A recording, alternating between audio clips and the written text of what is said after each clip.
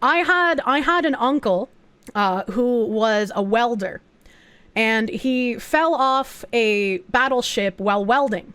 And when he fell on the concrete, it fully paralyzed him on the entire left side of his body.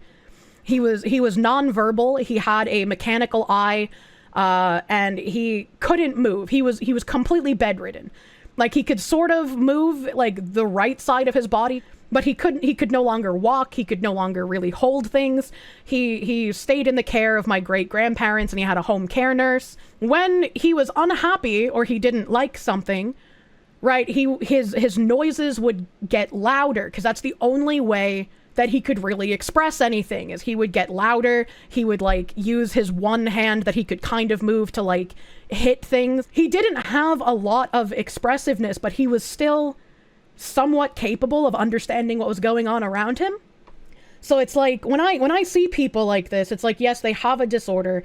Yes, they're not functioning on the same level as like you and I are, but it's not like they're completely unaware. They're not like a caterpillar, right? Like, they still have some awareness.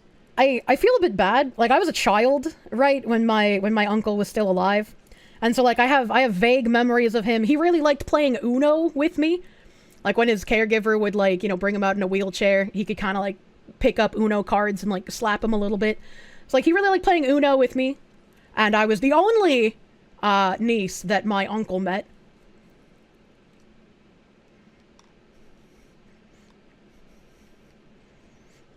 Sorry, I'm kind of retarded.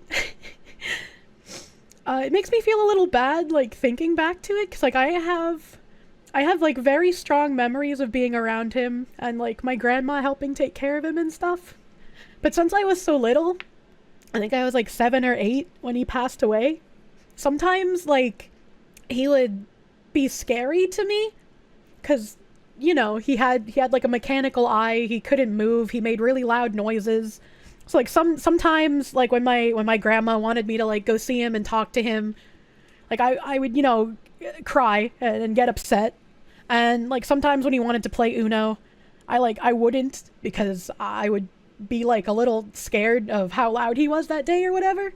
It's not really my fault because I was a kid, but as an adult, like, I feel bad because I think about how he basically, you know, lost control of his whole life. You're sure he understood? I mean, hopefully. But I'm sure it didn't make him feel good, obviously.